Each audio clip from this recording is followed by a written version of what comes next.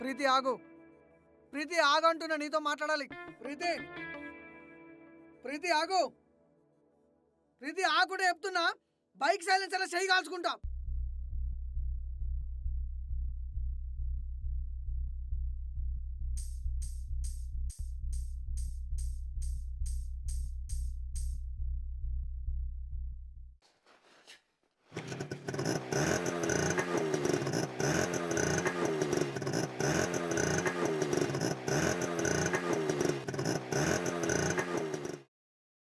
ఏం చేస్తున్నావు అర్జున్? పిచ్చికాని పట్టిందా?